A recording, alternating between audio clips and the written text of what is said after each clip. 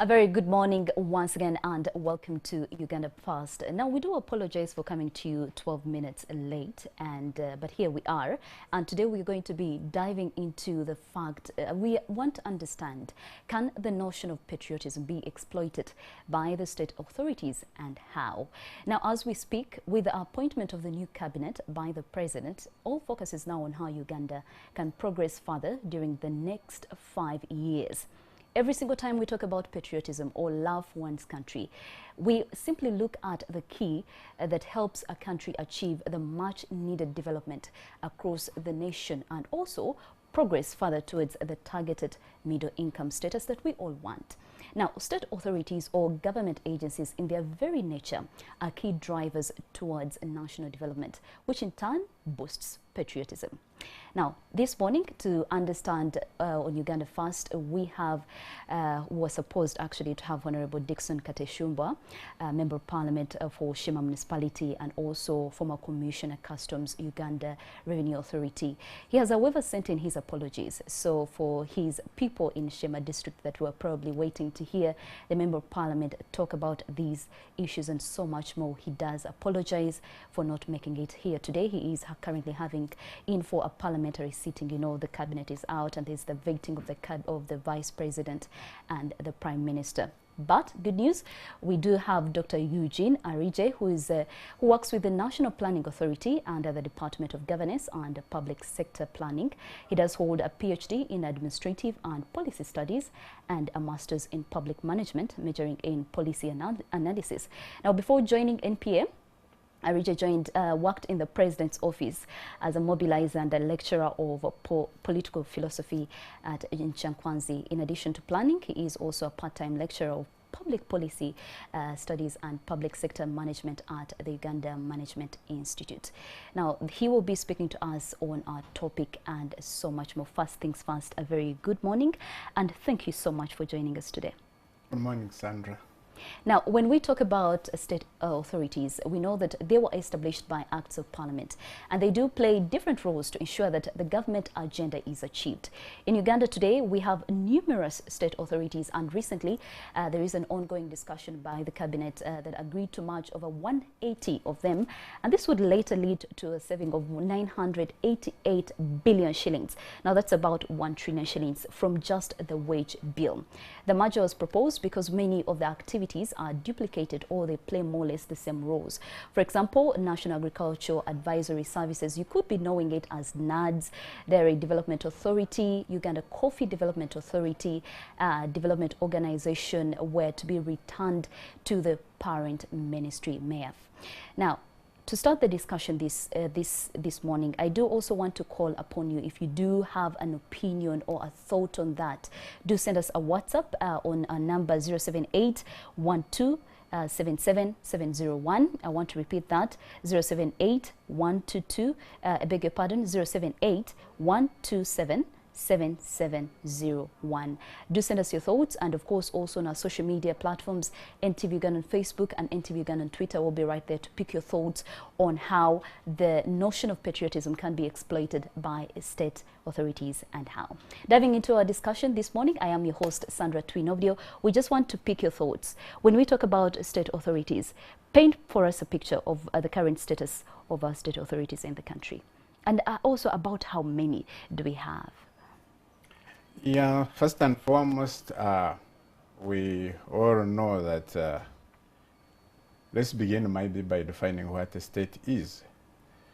And to me, the basic definition of a state would be the structure or the summation of power that is given by few individuals or a system or officers to do basically what needs to be done to protect the people. So in summation, one can say state is a unit, because the unit of the population that is given power, that is given authority, that's given mandate to serve in the first place, to protect, and then foster the common good. As your topic calls or reads, then we also have to look the state or situate the state in terms of patriotism. And I could also say that maybe basically for everybody, patriotism is a word that is used by many, but which I think is also at least understood. Because patriotism is another word of national pride, the national pride, that feeling one has, the devotion, the love, and the sense of attachment one has to his motherland. And again, because he knows he's not living in isolation, that sense of knowing that this is our land, we all belong here, and therefore we have to live together. So apart from the attachment, apart from that feeling of love, that feeling of emotion, that feeling of devotion, then you also, one has to know that we live with one another. So that commonality of being in a motherland again is what we call patriotism. So patriotism is first and foremost against things like tribalism, colonialism, this is our land, this is our what. So it is looking at the summation of all of this. So at the end of the day, then patriotism becomes a conscious process. It is like, it doesn't come naturally. For example, you can't say that my love for the mother is a natural, otherwise why do people kill their mothers or their parents? So likewise, patriotism is a conscious process. It is grown over time. It is like the church. You know, some of us who grew up in the seminary, you go for prayers every day. They talk to you about God. So in listening and doing, then you develop that devotion or that love. Now, as you have already said that one time a few years ago, I used to teach in Chankwan's. Basically, by then it was a political school, sort of. So all that was carried out there aimed to show Ugandans that this is our country, we need to love it. At the same time, we need to devote ourselves. And basically then, we have to sacrifice some of our rights, some of our time to make sure that we build this country together. Now, as you are saying, looking at that as a conscious process, then we have what we call state formation. We form the state and give it the mandate to serve us.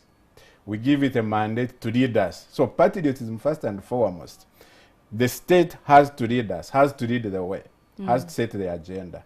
We are the people who have to come in and follow what, because there is also obedience. We have to follow what the state is calling us to do. That's also patriotism. That's also patriotism. So at the end of the day, you would find that in patriotism, there is the state leading the way, then there is the people are following the way. Now, that's where the word democracy comes in. We have to sit on the table and say, this is the way we want us to be governed. Then the state will say, okay, we are seeing far. We have institutions like a National Planning Authority. They come in and say, they set the agenda, they set the direction. Now, as you have seen, the people have to listen in and contribute, stakeholders engagement. And when you look at Uganda, for example, that's why we have the office of the RDCs. As I've told you that patriotism is a conscious process, the office of the RDCs, one of its mandate is to ensure that the government is in touch with the people. If the people feel the government is not doing them very well, then they pass through the office of the RDC. They pass through the civil societies. So together we move. So patriotism is not that the state moves along its own way, and no, we all move together, and we have fora like this, forum where we meet in terms of the state and in terms of the people and exchange ideas and see how to move. Now, you asked about the state agencies. Well, there were many. And I think the number is between 200 and 300, one may put it at that level. Now, these agencies, as we have seen, what the people want from the state, if you are talking about patriotism, it is the state that delivers, the state that brings its services to the people. So in its wisdom, the government created some of these states. But the way they were created, as you have said, some were created by acts of parliament, some were created by the executive order, so they have different origins of where they are coming from. Now, the problem came in when we, as government, found that if a ministry could not work, then an agency would be created. You have a problem with the Ministry of Works, you create UNRA. You have the problem with maybe natural resources and what, you create NFA. So they started, and then I think there are also some, at a certain level they became so complicated that some agencies started creating ministries, which I will not mention here. But at the end of the day, through the process, through National Planning Authority, Cabinet, they said it is high time that we revise it, because some of these agencies, first and foremost, they were no longer delivering the way it was expected. Yeah. Some were duplication. Then some started coming up, causing conflict of interest. Now work comes, who is to do this work? Is it better suited to be done by a ministry or by the agency? Now the discussion has been going on maybe for the last 3 or 4 years. And government went to a retreat and inner focus and said some of these can go completely. Instead of, for example, having an agency, let's see the reason that led to the creation of this agency. Then if it is the problem with the ministry, then let's strengthen the ministry. Now, then there are some which are good enough that if you are looking at the service to the people, then they must remain. But now, if they are to remain within this period of the third development plan, 3, then they have to be modified. So what is their mandate? Where are they starting and where are they ending? Then there are some which you would feel that they are going to be merged. For example, you feel that EPRC, this one, Economic Policy Research at Makerere, can do better when it is with the Ministry of Finance. So that one is coming back into finance. You find, for example, NITA-U, it does a great service. But again, I think it would work better when it is in the ministry. So is it going to operate as a department of the ministry, or is it going to increase the capacity in terms of training, in terms of facilitation of existing internal mechanism within the ministry for it to operate better, or you'll bring it at least as an entity, but be work under the guideline and statute of the ministry. So the question again of merging these government entities is still ongoing, because as we have said in patriotism again, and because we believe we are building this country together. So consultations are going on, although at a higher level. And I think I should also let Ugandans know that this government is not interested in people losing jobs. That's the number one. And I may not be the spokesperson, but what I know is that efforts, because it is a process, that the efforts are made to ensure that nobody loses the job. Because even if you are to lose the job, because now the manifesto, the NDP, the National Development Plan, are all aimed at reducing unemployment. So the government itself cannot be acting in a manner that is creating unemployment. So in that situation where different state entities are actually merged, how do you, because some people will likely lose their jobs, I mean, it's going to save us some money, but also some people are going to lose their jobs. In that situation, how do you deal with it in order not to lose? Because once people are unhappy about the services or not being able to have a job, they definitely just hate their country. How do they address and go about that? But the answer to your question is, all along again, we know that there is no ministry that is operating at full capacity. So there are jobs in government. Now, what the government is trying to do is to ensure as minimal as possible that few people are losing their jobs. And when you study the process, there are efforts. For example, if you were an engineer, for example, in UNRA, the engineers needed across the board. They shall do job evaluation. can they be situated in other departments of government? If maybe you are in union and you have a diploma, but then the entry point of the engineer they want in the Ministry of Works is a degree, government is taking it up to ensure that you get that education and have an entry point where you are. So the issue, I mean, I think the alarm that is being caused that people are going to lose their jobs and what is unfounded. This is an exercise that is being carried out to ensure that nobody is losing their jobs. Because, for example, when you look at the needs assessment, how many engineers do we need in Uganda? And how many engineers do we have? So these engineers will be absorbed in the government. And that one raises the question of salaries, because these agencies have been paying high salaries compared to what we get in the government ministry. And I think in the National Development Plan 3, there is a program called Public Sector Transformation, and one of the major reform in order for this government to deliver is pay reform. So efforts again are also carrying out to ensure that if you are earning from a consolidated fund, from government, it doesn't matter where we all have the same salary. So the harmonization of salaries, whether from the government agencies or the ministries, when it is harmonized, then it will solve this issue of saying, you know, in the agencies we are paying highly, so there is no way we are going for peanuts in the ministries and what. So these reforms, so the discussion of merging of government entities and I mean these agencies is broader than what the common man on the streets or in the office thinks. And to me, I would think that people who are in these agencies, they keep calm. The process is going on.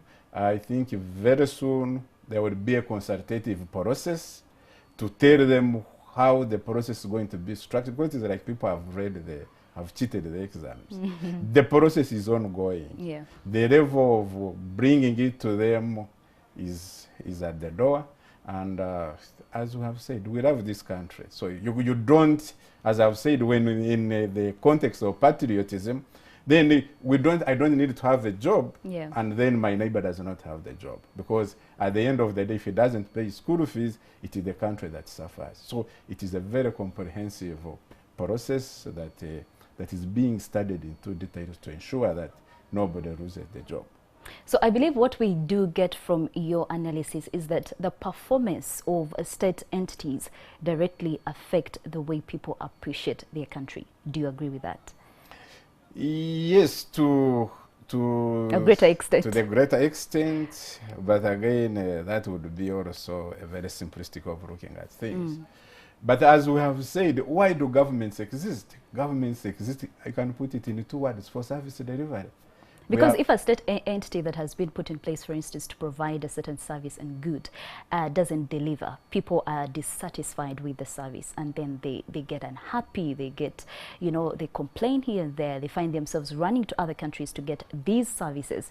I mean, at the end of the day, it affects the way you appreciate and look at the country, doesn't it? Yeah, I agree with you. That's what I was saying, that in the pursuit of that mission of service delivery, that's how some of these agencies came around, either from the cabinet or either from the parliament. That's why some of them are there by the act of parliament.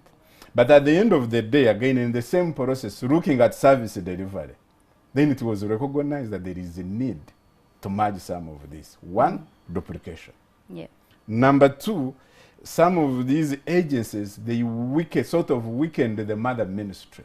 So the ministry would serve better if these agencies are back, situated, designed, and mandated and empowered to do the same.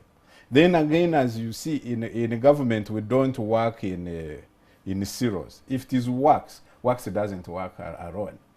It works with the land, it works with the Ministry of Finance, there is a National Planning Authority, there is urban agencies. So now, we found out that one way is again of working together, making these synergies, would be even to merge some of these agencies as you have named them. You would, for example, if UNRWA is situated in the Ministry of Works, it would be one center for all the services you need. But remember again, even between UNORA, there is a Uganda Road Fund. So what is the Road Fund doing in between there that cannot be handled by the Ministry of Works and also UNORA? Yes, maybe it is there, but we are saying you disturb the citizens. If it is you know that everything can be done and handled in the Ministry of Works, then we bring them together. So one center for all the services you need in relation to that service, rather than having an appointment in the ministry, having an appointment in the road fund, then having an appointment in UNORA. Now, at the same time, when UNORA is working, it has to get in touch with the Ministry of Works, then it has to get in touch with the Ministry of Local Government. So, disaster preparedness, you have the Ministry of Defense. And so, we think that if there is one center, at least in a particular service, then it becomes better. Now, then that's why we're saying now, you agencies, why can't you come back home? So actually it is not like merging and what. It is they are coming back home. They are going back to where they belong. So if they were providing a certain skill that the ministry did not have, then remember that then that is the skill that is creating that gap in the ministry. So the ministry will not look at it in a comprehensive manner because the other skill is already in UNORA. Yet UNORA is again, you find the Minister of Works oversees it. So you bring everything together. The ministry has a complete, maybe I call it a value chain, of the service chain at his disposal and in one place. Now, Dr. Eugene Arije, from your own analysis and different interactions with different stakeholders, do you think these different state entities, agencies have maximized their potential to promote patriotism in this country? You see, as I have told you, at the moment, what is when you look at, say, UNRWA, do you think they have that aspect that promotes patriotism in their day-to-day work? Is it something that they prioritize? You see, the problem we have been having in this country is how we have evolved our patriotism. As I've told you, patriotism is not about. It is something that develops consciously. So if you find, you know, at the beginning in 1986, there was this term that came in called cadre. So patriotism in Uganda has been along the lines of cadreship. So if an agency, for example, is not bothered about cadreship, about patriotism, then they have not helped us to reach there. You have seen this list of corrupt agencies in this country. So corruption undermines patriotism. So if an agency has been tagged with that mark of corruption, then it has not gone there. But at the same time, I'm not putting a blame on them. Yeah. I did my master's and PhD in America. In America, it doesn't matter whether you're going to do medicine or what. There is a subject called the Government 1. So Government 1, each and every person who goes to school must understand the history of his state. If you're in Texas, you know how Texas was created. What are the ideals in Texas? We as people from Texas, you know, they like big things. How would we behave? Even the kid grows knowing that for Texas, everything is big. Yeah. But at the end of the day, Texas is situated in America. So that is history, I mean the government too. Everybody now runs about the history of America. Now, in Uganda here, this is not the case. And this one has affected how the agencies perform. Because you find, if I was doing sciences, then where did I meet history? I didn't meet it.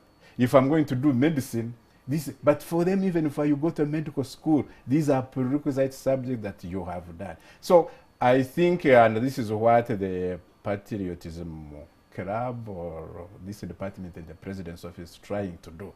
Can we put these values of patriotism at the initial stage of our development? And it is very easy and it is very hard because people still think that patriotism is natural. No, it's not. It's something that grows over time. Consciously. The word there to underline is consciously. It has to come in, it has to be cultivated. Patriotism is a cultivated taste. It is not an instinct. So that's why you would, I think again in early 90s, By then, I think I was still at Chankwanzi. We used to have government ministries, departments sending their people. Yeah. Because whatever you are working, it must be within the love of this country. Yeah.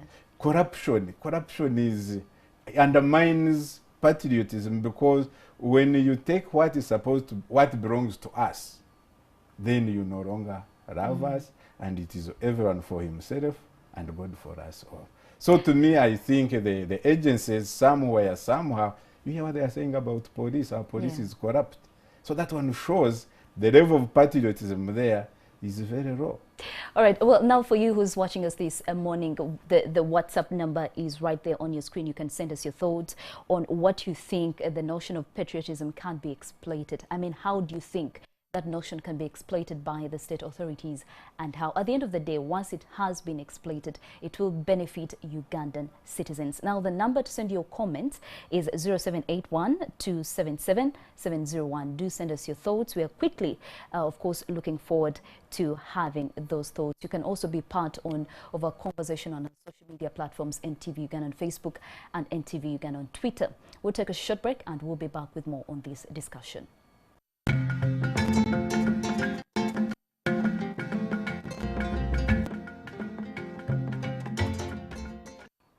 You're still watching Uganda First, and we're basically diving into how the notion of patriotism can be exploited by state authorities and how.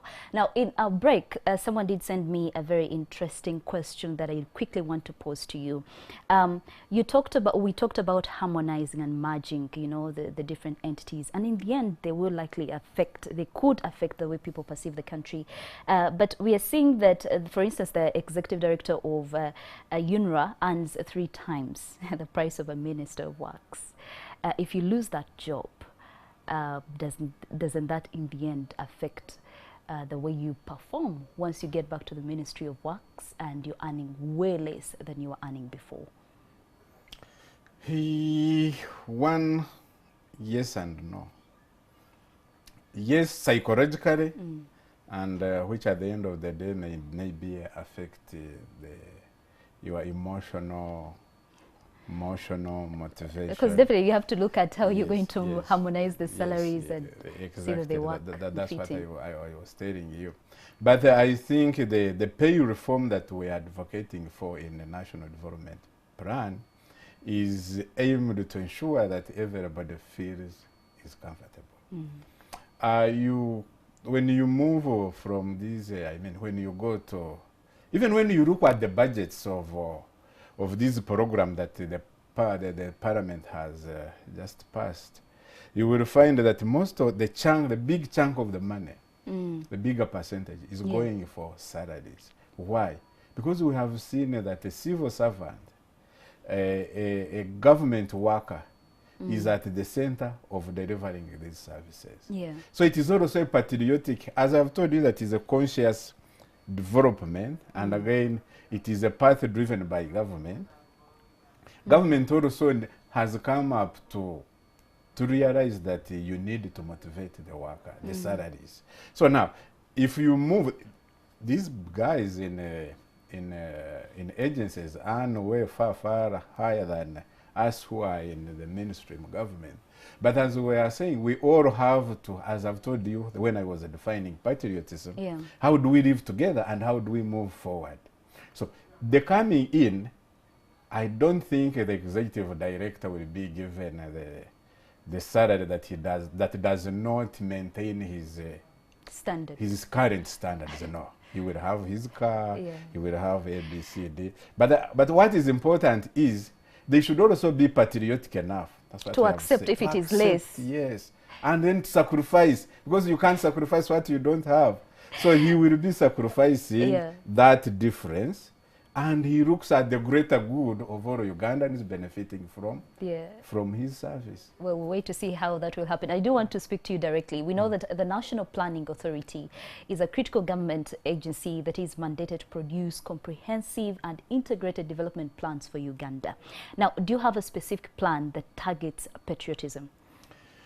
Yes, you know, as you have said, the National planning authority, if you look at the act that brought it, which is the National Planning Authority Act 2002, that's our core mandate. And we think through the processes of what we need. And when it comes to patriotism, there is, I think, a program called, I think, Community Development and Mindset Change. Yeah. That gives you a blueprint of what type of Ugandans we want to have at the end of this program. So it sets standards, it points out values, it points out subjects maybe to be taught, and there is a subcommittee again that is as we talk now, which is working at that curriculum. Yeah. Because when you look at the National Development Authority Act, in that regard, you look at the National Development Plan 3, and then you look at our Constitution, then they are what we call national principles and national objectives. So now, how do you bring those national objectives into the content that fits into this plan? So there is that big program, and I think it also cuts across government bodies like Public Service, National Planning Authority, Ministry of Education, Ministry of Gender. So they are at the core, and then Ministry of Defense definitely, and the police. What do we want in the Uganda we want in 2025? So patriotism, as we have said, this one they give a blueprint. Now, when you go to a government department, like this one under the president's office, then it finds out, fine-tunes these principles, these directives into the material that can be consumed by people at different ages. Yeah. So that's what I was telling you, that in Uganda we have like been sort of sleeping on the job until the third National Development Plan, to bring to our national conscious that there is something that we have not been doing. So that program is there. It is on force. I mean, it is being enforced. We are studying the curriculum, and then we are seeing who can play what. All right, so our viewers, we are looking forward to having your thoughts. The number is 0781 277 701. As we almost actually come to the end of this discussion this Thursday, we do want to now dive into how the state agencies that are probably watching us today can restructure or rethink, you know, their priorities to see that patriotism is put in place. What are some of the strategies that we can now be looking at to exploit and maximize whatever we do to attain the love for our country that we definitely do desire? Yes, thank you for the question. To me, I think basically when you talk of patriotism, the catchword should be participation. Yes. How do we bring people to participate in the mandate of our institution or agency? You hear police talking of the community policing. They should be evolving the values of patriotism in the way they do their police work. You hear about the army, they talk of the Army Week, military-civil relations. How do we work with other people to ensure that we love our country? Yeah. The last thing that made me feel that the army was trying, you remember when they organized the football match between the people of the media houses. So that is like, how do we love our country? Because people were saying, okay, we leave our country, then let's go away. But the defense, the Minister of Defense saying, no, you are part of us.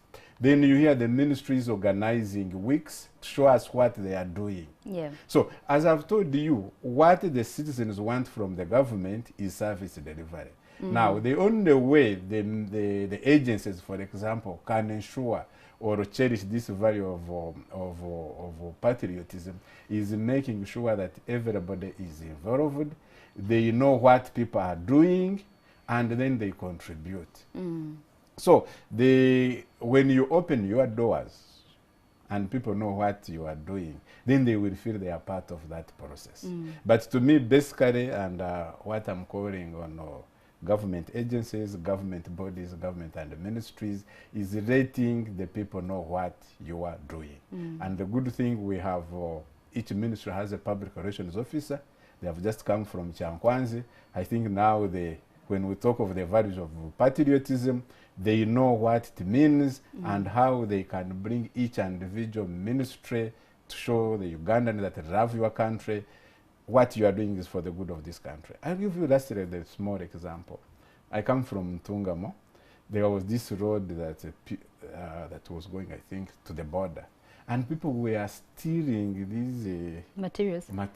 Yes. And they were saying, they are no good President Museveni's road or what. But they should have known that this is going to benefit them. So this is a simplistic example that shows how the ministry, how the agency can make people love their country. So for instance, when a person cuts down trees, that is, in one way you're showing you don't love your country. Cutting down trees to do a huge project that does not contribute to the environment. If these trees are planted in an area that was supposed to stay reserved, maybe swamps, also wetlands, that is another way of people portraying that they haven't greatly appreciated their country. Because by the time you steal materials on the road that is meant to serve you, you're also affecting the environment when you cut down trees and build in wetlands. Not Correct. so. But Corruption is...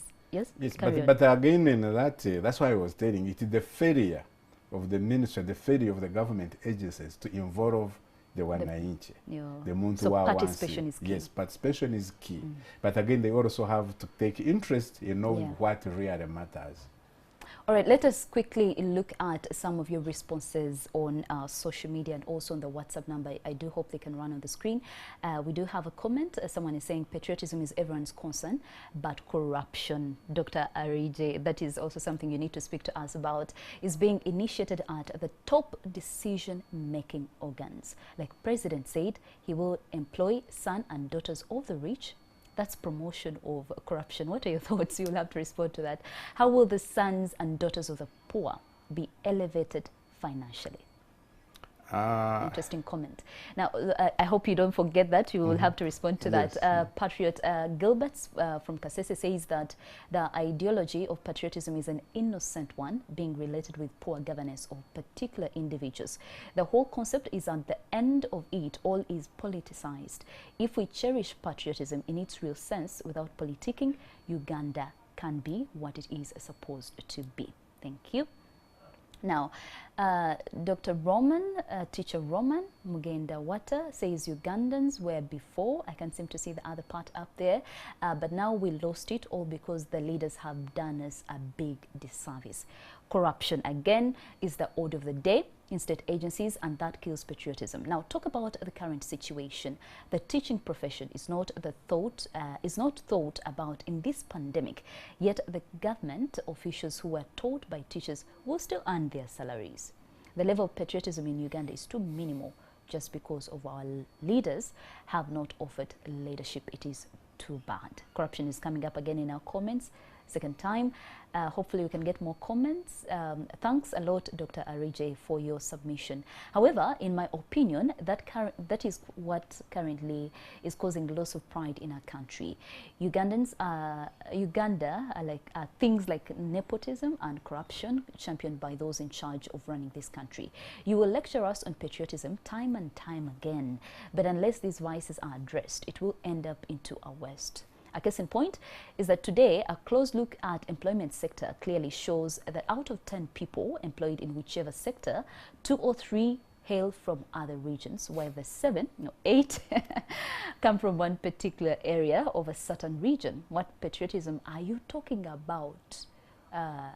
Thank you so much all for your comments. I will definitely dive into that even more, or more we'll keep it on online platforms. But let's talk about these comments. What do you make of corruption? It's a big issue in different state agencies. It is something that affects service delivery. How can that be addressed at the moment? Yeah, but as you remember when we were starting and when I was trying to set the boundaries of the discussion, is that patriotism is knowing that this country belongs to all of us. Yeah. And the moment you do anything that undermines that fundamental principle, then you become unpatriotic. Yeah. I give you an example, that corruption, because corruption is what we are seeing because it affects you and me directly. If somebody steals the medicine in Marago, you put there your kid, I take there my kid, there is no medicine. Now, that's what people are seeing. In this pandemic, let us actually give them a clear Yes. example. In this pandemic, if a security officer allows you to operate something that undermines the SOPs, in that sense, it's also being unpatriotic. Because you are looking at the selfish end vis-a-vis the common good. Yeah. So, to me, the baseline is, the first thing is, can we set standards that will bring everybody on board and know that this is our country, this is our common good, this is what we are fighting for. They talked of corruption because actually our Ugandan public policy and public sector management is all undermined by that one word, corruption. So people would think that if we weeded out corruption, then it would be okay. Yes and no. Because there are some other things. For example, why are people corrupt? So one of the issues is that we have literally left the 1 inch down. And we plan for them, we do everything for them. They are not brought on board. And that's what the National Development Plan 3 is focusing on. Can we bring people on board? Now, the moment, then another issue, when we bring people on board, can we go digitalization? Yeah. Digitalization is another big program in NDP today. If we removed this me and you, and we go e-governance, e-procurement, we should cut some of these corruption tendencies. I agree with them that corruption is a big issue, and it is the failure in our governance structures which the government is working on. They are, incidentally, Uganda is one of the countries with the highest number of institutions fighting corruption, but the results are not coming up. Yeah. So we think also merging some of these institutions will be an issue. Now, he talked of the other issue of the president saying that it's going to, well, I may not be competent enough to talk about it, but for me, I think you know, he likes giving jokes here and there. So you think it was a joke? I think it was a joke.